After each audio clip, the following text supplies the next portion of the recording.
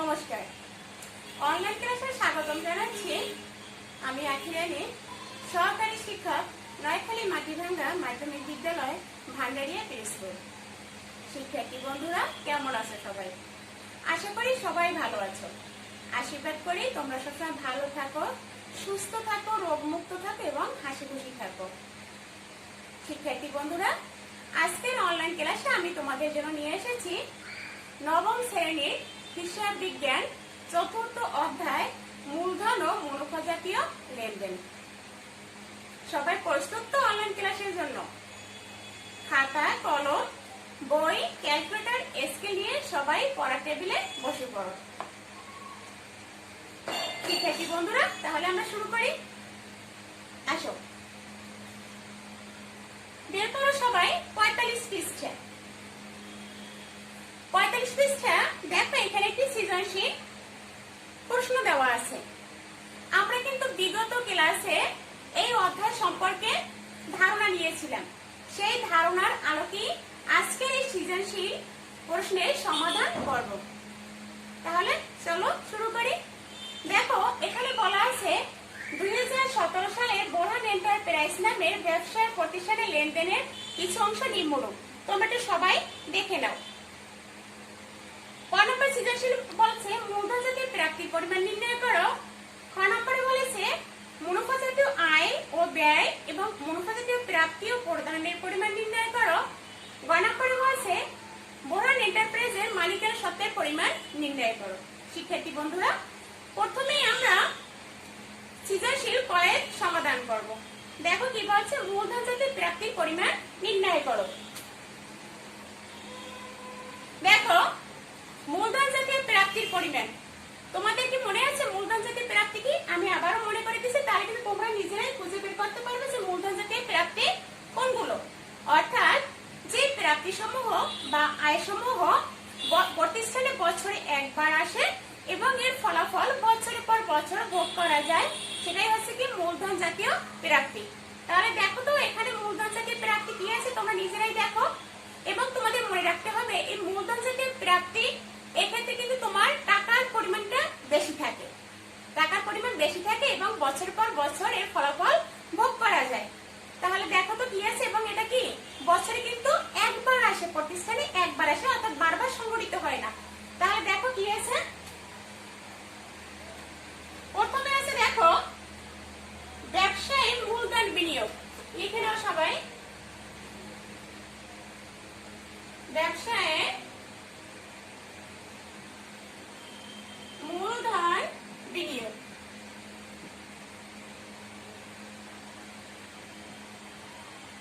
কত টাকা দেখো তো? 5 লাখ টাকা। তারপর আছে কি দেখো, ব্যাংক থেকে ঋণ গ্রহণ 3 লাখ টাকা। এটাও কিন্তু তোমার মূলধন জাতীয় প্রাপ্তি, কারণ ঋণ প্রতিষ্ঠানে বারবার আনা হয় না। ব্যাংক থেকে ঋণ গ্রহণ, এই ঋণ কি বারবার গ্রহণ করা হয়? একবার গ্রহণ করা হয় এবং এর ফলাফল বছরের পর বছর ভোগ করা হয়। কত টাকা দেখো? 3 লাখ টাকা। আর কিছু আছে? বুঝে দেখো তো সবাই। না, আর কিছুই নেই। তাহলে দুটো যোগ করে নাও।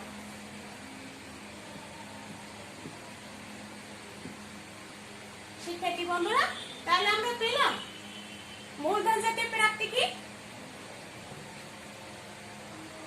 অর্থাৎ আবারও বলবো, দেখো মূলধন জাতীয় প্রাপ্তি দুটো। এখানে আমরা কি কি পেলাম? একটি হচ্ছে ব্যবসায় মূলধন বিনিয়োগ, আরেকটা পেলাম কি ব্যাংক থেকে ঋণ গ্রহণ। এছাড়া কিন্তু আর আমাদের কোনো কিছুই নেই।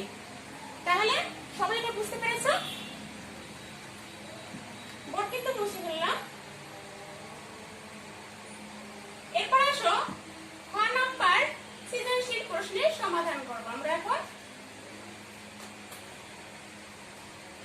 খ নাম্বারে কি বলা হয়েছে দেখো, মুনাফা জাতীয় আয় ও ব্যয়, মুনাফা জাতীয় প্রাপ্তি ও প্রদানের পরিমাণ নির্ণয় করো। সবাই এরকম একটা ছক এঁকে নাও।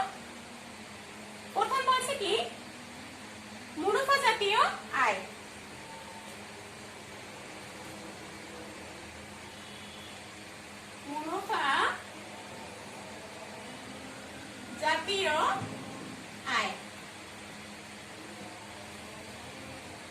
আমি আবারও মনে করে দিচ্ছি যে মুনাফা জাতীয় আয় কি, অর্থাৎ যে আয়সমূহ বছরে বারবার হয়। কি বলছি? যে আয়সমূহ বছরে বারবার হয় এবং এর ফলাফল বছরের মধ্যে শেষ হয়ে যায়, সেটাই হচ্ছে কি তোমার মুনাফা জাতীয় আয়। তাহলে দেখো তো তোমরা এখানে মুনাফা জাতীয় আয় কি কি আছে। দেখো প্রথম আছে বিনিয়োগ হতে মুনাফা প্রাপ্তি 14,000 টাকা। বিনিয়োগ হতে মুনাফা প্রাপ্তি 14,000 টাকা। বিনিয়োগ থেকে মুনাফা প্রাপ্তি 14,000 টাকা। আমরা বাইরের ঘরে নিলাম কারণ আমাদের এর সাথে কোনো কিছু নেই। এরপর আছে কি দেখো কমিশন প্রাপ্তি। কমিশন প্রাপ্তি আছে 50,000 টাকা। লিখে নাও, কমিশন প্রাপ্তি 50,000 টাকা। দেখো কমিশন প্রাপ্তি সম্পর্কে লেখা আছে 4,000 টাকা 2016 সালের জন্য। শিক্ষার্থী বন্ধুরা তোমাদের মনে রাখতে হবে, যখন আমরা আয় করব, আয় করি ব্যয় করি, যা আয়টা যেটাই করি না কেন, তখন তোমার চলতি বছরের যে আয় বা ব্যয় সেটাই নিতে হবে। তাহলে এখন আমরা করতে হচ্ছে কি মুনাফা জাতীয় আয়। তাহলে চলতি বছরের যে আয় সেই আয়টাই শুধু আমরা নেব। যদি বিগত কিছু থাকে বা অগ্রিম কিছু থাকে তাহলে সেটা আমাদের বাদ দিতে হবে। দেখো এখানে লেখা আছে 4,000 টাকা 2016 সালের জন্য। তাহলে সেটা হচ্ছে তোমার বিগত বছরের টাকা ছিল। তাহলে এটা আমাদের কি করতে হবে? বাদ দিতে হবে। বাদ দিয়ে নাও, বাদ বিগত বছরের 4,000 টাকা, বাদ বিগত বছরের 4,000 টাকা। দেখো এটা বুঝতে পেরেছো সবাই?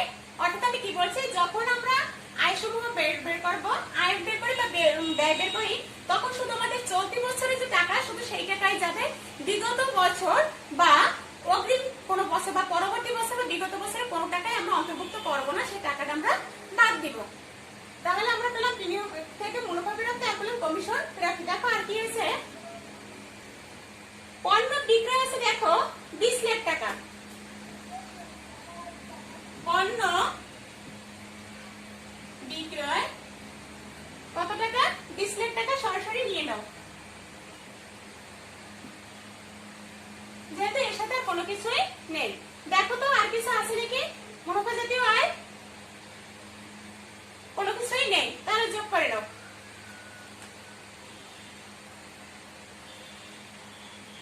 20,60,000 টাকা। দেখো তাহলে আমরা পেলাম কি মুনাফা জাতীয় আয়।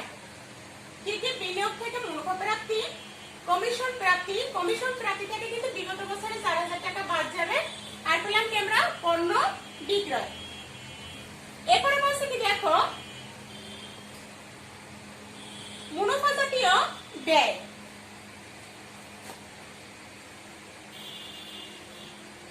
মুনাফা জাতীয় ব্যয়। দেখো মুনাফা জাতীয় ব্যয় কি আছে। প্রথমে দেখো পণ্য ক্রয় আছে 10 লাখ টাকা। নিয়ে নাও, পণ্য ক্রয়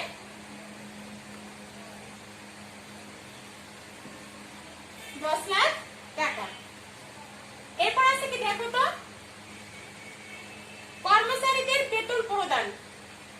বন্ধুরা তোমাদের মনে রাখতে হবে, আমি কিন্তু একটু আগে বলেছিলাম, অর্থাৎ আমরা যখন ব্যয় সমূহ নেব, মুনাফা জাতীয় ব্যয় কি, অর্থাৎ তোমার বস, আমি আবার মনে করে দিচ্ছি মুনাফা জাতীয় ব্যয় হচ্ছে কোনটা, অর্থাৎ যে ব্যয় সমূহ তোমার বছরে বারবার ঘটে এবং যার ফলাফল বছরের মধ্যে শেষ হয়ে যায়, সেটাই হচ্ছে মুনাফা জাতীয় ব্যয়।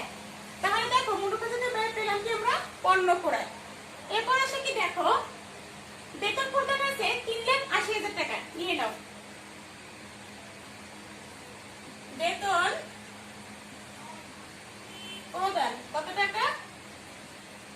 3,80,000 টাকা। এরপর কি আছে দেখো বিদ্যুৎ ও টেলিফোন টেলিফোন বিল, বিদ্যুৎ ও টেলিফোন বিল,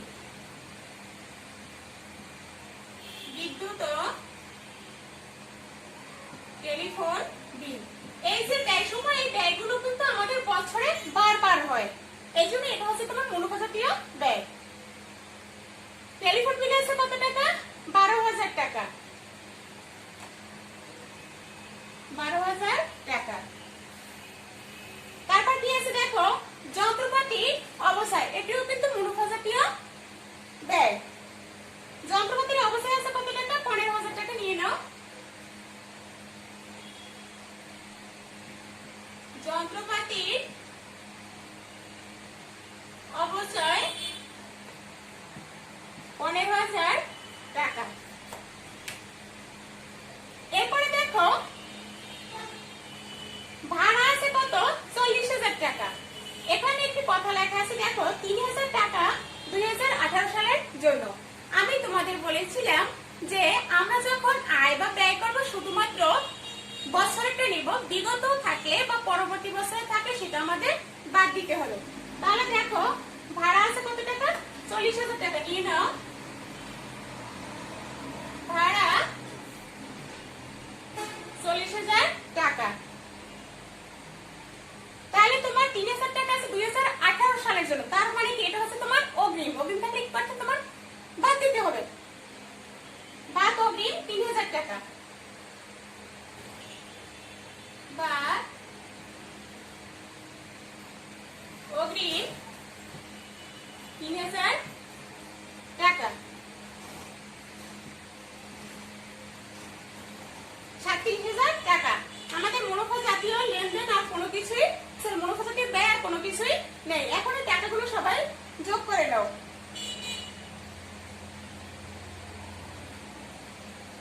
14,44,000 টাকা যোগ করো। 14,44,000 টাকা পেলাম আমরা মুনাফা জাতীয় ব্যয়। আমি আবারও বলছি যে মুনাফা জাতীয় ব্যয়টা অর্থাৎ যে ব্যয় সমূহ তোমার বছরে বারবার ঘটে সেটাই হচ্ছে কি তোমার মুনাফা জাতীয় ব্যয়। তাহলে আমরা এখানে কি কি পেলাম? পণ্য ক্রয় পেলাম, বেতন প্রদান পেলাম, বিদ্যুৎ ও টেলিফোন বিল পেলাম, যন্ত্রপাতির অবচয় পেলাম, ভাড়া পেলাম। ভাড়া থেকে কিন্তু অগ্রিম আমরা বাদ দিলাম, কারণ বিগত বছরে কোনো কিছু থাকলে বা অগ্রিম কোনো কিছু থাকলে সেটা আমাদের বাদ দিতে হবে। শুধু আয়দার ক্ষেত্রে চলতি বছরটাই নেব, ঠিক আছে? শিক্ষার্থী বন্ধুরা, আমি একটু এই রেজাল্টটা লিখে নিচ্ছি, তোমার মুনাফা জাতীয় আয় এবং মুনাফা জাতীয় ব্যয়ের পাশে লিখে নিচ্ছি, কারণ গ নম্বর অঙ্ক করতে গেলে কিন্তু এই রেজাল্টটা প্রয়োজন। এই জন্য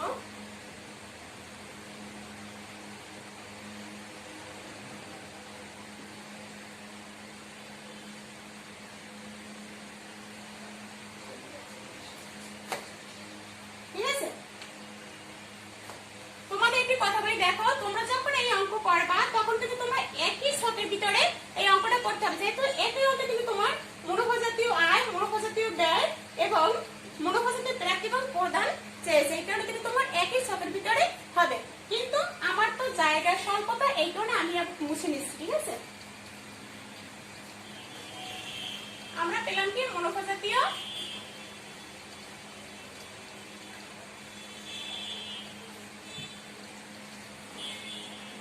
মুনাফা জাতীয় আয় এবং ব্যয়ের পরিমাণ।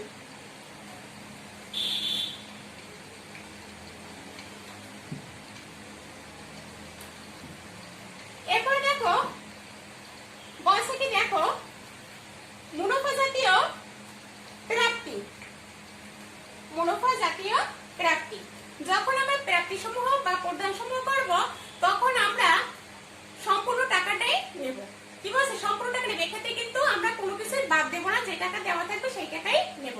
তাহলে দেখো প্রথমে আমরা নিয়ে নিই মুনাফা জাতীয় প্রাপ্তি, নিই মুনাফা জাতীয় প্রাপ্তি। তোমরা কিন্তু এর আগে যে মুনাফা জাতীয় আয় করেছো সেই রকমই সবগুলো নিবে, শুধুমাত্র ওই যে আমরা বাদ দিয়েছিলাম কি কমিশন থেকে বাদ দিয়েছিলাম, আমরা বাদ দেবো না, সম্পূর্ণ টাকাই নিয়ে যাব, ঠিক আছে? তাহলে আমরা প্রথমে নিয়েছিলাম কি বিনিয়োগী প্রাপ্তি। হ্যাঁ,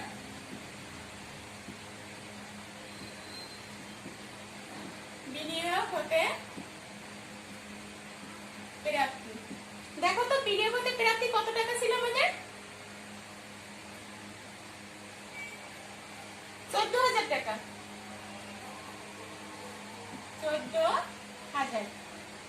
এবারে দেখো কমিশন প্রাপ্তি।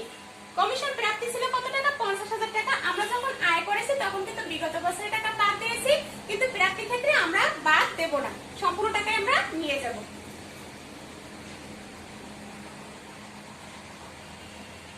কমিশন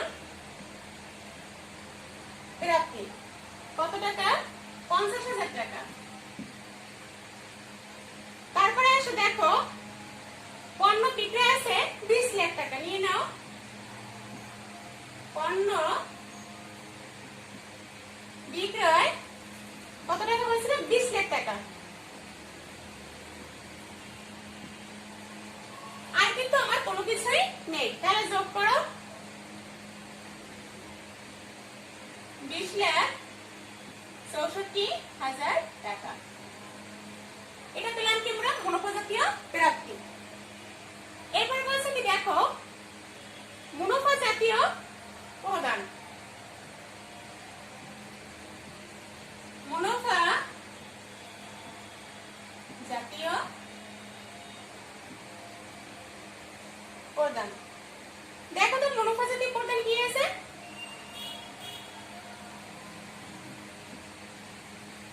মুনাফা জাতীয় প্রদান আছে দেখো পণ্য ক্রয় আছে 10 লাখ টাকা, নিয়ে নাও।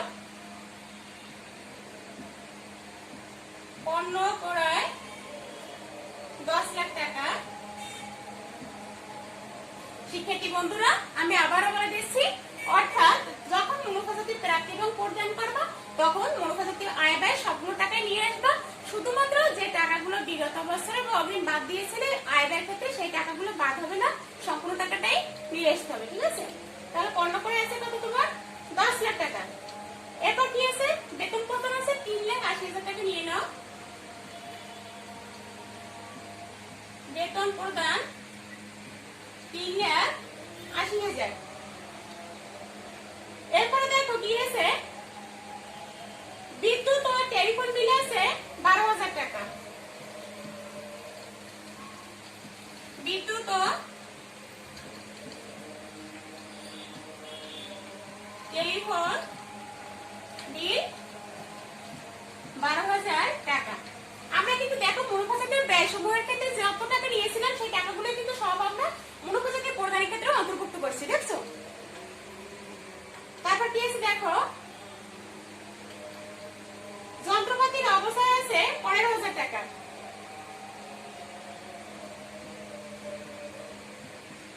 যন্ত্রপাতি অবস্থায় কত টাকা? 15,000 টাকা। যন্ত্রপাতির অবস্থায় আছে 15,000 টাকা। এরপরে দেখো ভাড়া আছে কত টাকা? 40,000 টাকা আছে তোমার ভাড়া, নিয়ে নাও। ভাড়া 40,000 টাকা। দেখো আমরা যখন ব্যয় করেছিলাম তখন কিন্তু আমরা 2018 সালে যে ভাড়া 3,000 টাকা দেওয়া ছিল সেটা কিন্তু আমরা বাদ দিয়েছি, কিন্তু এক্ষেত্রে আমরা বাদ দেব না, কারণ সম্পূর্ণ টাকাটাই আমাদের নিতে হবে। প্রাপ্তি এবং প্রদান ক্ষেত্রে আমরা কোনো কিছু বাদ দেব না, সম্পূর্ণ টাকাই আমরা নিয়ে যাব। এবার তোমরা এটা যোগ বিয়োগ করো, চলো যোগ করো। 14,47,000,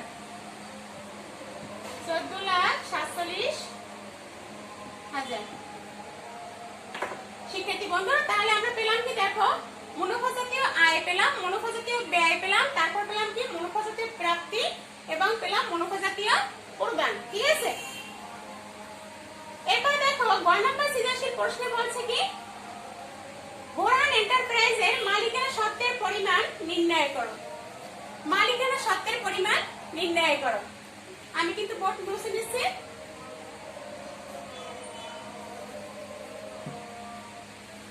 মালিকানা সত্ত্ব, তোমাদের কি সূত্রটি মনে আছে? মালিকানা সত্ত্বের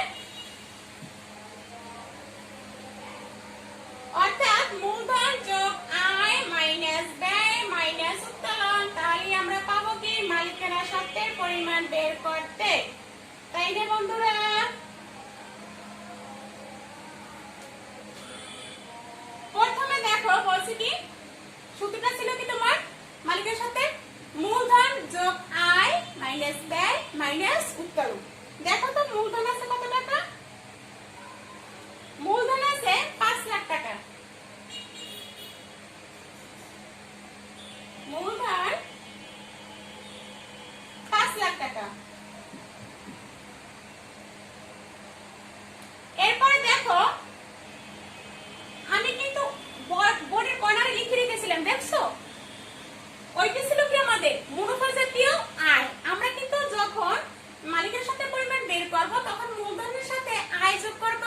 দেব। তোমাদের মনে রাখতে হবে এখানে কিন্তু প্রাপ্তির টাকা বা প্রদানের টাকা, মুনাফা জাতীয় প্রাপ্তি বা প্রদানের টাকা অন্তর্ভুক্ত হবে না। অন্তর্ভুক্ত হবে কি তোমার মুনাফা জাতীয় আয়ের টাকা এবং মুনাফা জাতীয় ব্যয়ের টাকা। ঠিক আছে, তাহলে লেখো তোমার আয় হয়েছিল কত, যোগ করো তো 20,60,000 টাকা যোগ মুনাফা জাতীয় আয় কত টাকা, 20,60,000 টাকা। নিয়ে নাও 20,60,000 টাকা যোগ করো 25,60,000 টাকা না,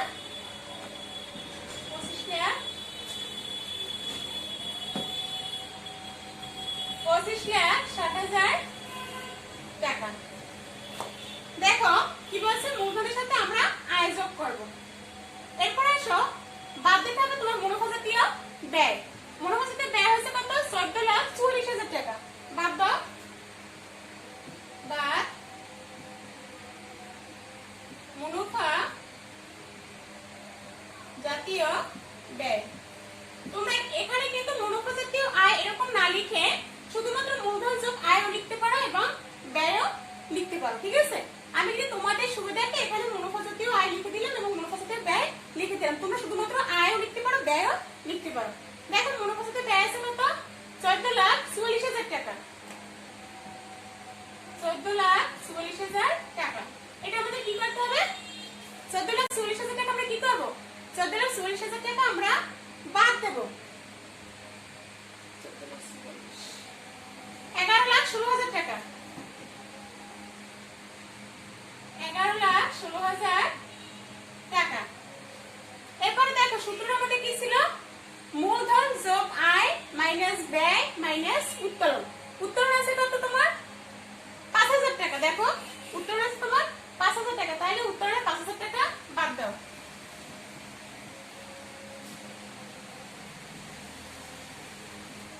বাদ উত্তোলন 5,000 টাকা।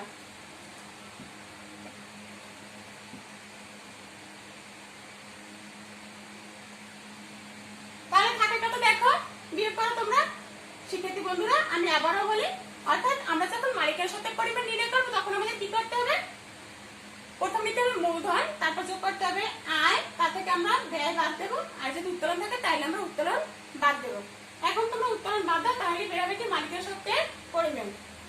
11,16,000 থেকে 5,000 টাকা বাদ দাও, 11,11,000 টাকা পেলাম আমরা মালিকের সাথে পরিমাণ। ঠিক আছে, তাহলে আজকে আমরা সৃজনশীল অঙ্কে কি কি করতে পারলাম, অর্থাৎ দেখো একটু তোমাদের সুবিধা আছে, এই অঙ্কে কিন্তু মূলধন এবং এই যে মুনাফা জাতীয় লেনদেনের প্রায় মানে অঙ্কই কিন্তু এখানে এসে গেছে। অর্থাৎ এখানে কিন্তু তুমি মূলধন জাতীয় প্রাপ্তিও পেয়েছো, মুনাফা জাতীয় আয় ব্যয় পেয়েছো, মুনাফা জাতীয় প্রাপ্তি এবং প্রদান পেয়েছো। শুধু এখানে তুমি পাওনি কি মূলধন জাতীয় ব্যয় সমূহ বা প্রদান সমূহ, তাই না? এছাড়া কিন্তু তোমরা এই অধ্যায়ে মানে আমরা বিগত ক্লাসে জানিয়ে আলোচনা করেছিলাম, প্রায় কিন্তু আমরা এই অঙ্কের মাধ্যমে আমরা পেয়েছি। ঠিক না? আচ্ছা, তাহলে শিক্ষার্থী বন্ধুরা আজকের ক্লাস এখানেই শেষ। ও হ্যাঁ, তোমরা বাড়িতে 2 নম্বর অঙ্ক একটু পড়ার চেষ্টা করিও। ঠিক আছে, সবাই চেষ্টা করো, তাহলে তোমরা অবশ্যই পারবে। আমার বিশ্বাস যে তোমরা পারবে। আর এই অধ্যায়টা কিন্তু সহজ আছে, মোটামুটি সহজ, তাই না? কঠিন বলা যাবে না। আচ্ছা ঠিক আছে, তাহলে ভালো থাকো সবাই। হ্যাঁ।